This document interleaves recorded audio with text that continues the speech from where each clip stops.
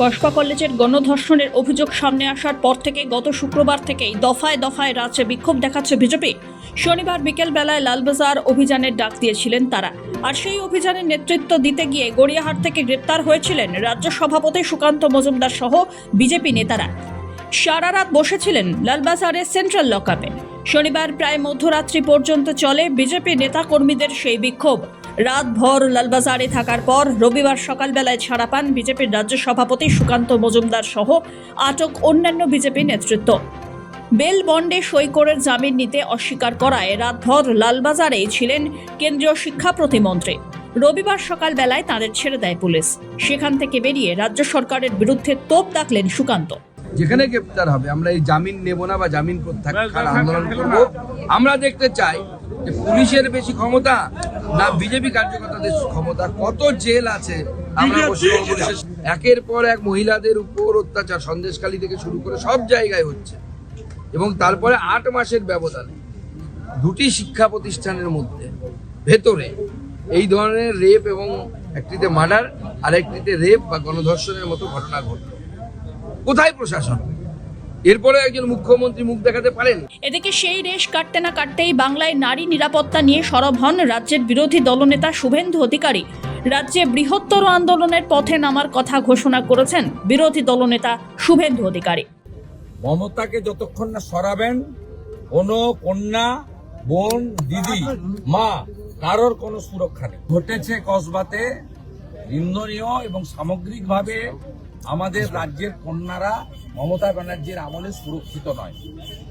আগামী দিনে কয়েক সপ্তাহ যত কর্মসূচি আমার হবে, আমি কন্যা সুরক্ষা যাত্রা। এসবের মাঝে এবার কসবা কাণ্ডের কড়া নিন্দা করলেন কেন্দ্রীয় মন্ত্রী ধর্মেন্দ্র প্রধান।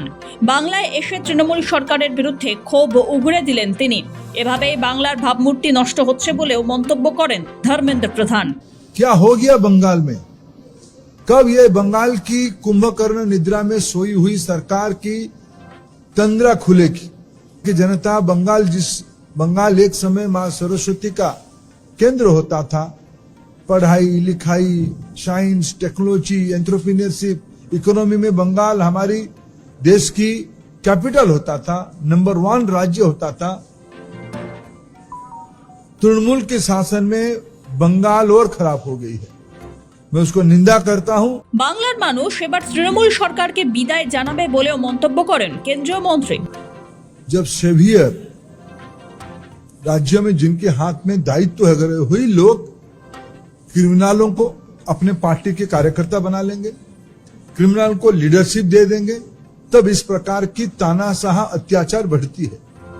मैं इसको कठोर से कठोर शब्दों में निंदा करता हूं, और इसके खिलाफ बंगाल में एक दुर्बार जन आंदोलन दिख रहा है। भारतीय जनता पार्टी इस आंदोलन को बंगाल की जनता के हित में लड़ रही है। তবে ধর্মেন্দ্র প্রধানের এই মন্তব্যের বিরোধিতা করেছে তৃণমূল। শাসক দল প্রশ্ন তুলেছে, বিজেপি শাসিত রাজ্যেও একাধিক অপরাধের ঘটনা ঘটে, তারপরেও বিজেপি কোনো মন্তব্য করে না। দিন উন্নাও, হাতরাস, প্রয়াগরাজ, বিলকিস, মণিপুর, দিল্লি, মধ্যপ্রদেশ, ত্রিপুরা, এগুলোই কেন হচ্ছে? বিজেপি শাসিত রাজ্যে ওড়িশা 10 দিনে 5টা নারী নির্যাতনের কেস। সুপ্রিম কোর্ট সাজা দেওয়ার পর গুজরাটে জেলের গেট খুলে দিয়ে গলায় মালা পরিয়ে তাদের নিয়ে যাওয়া হয়।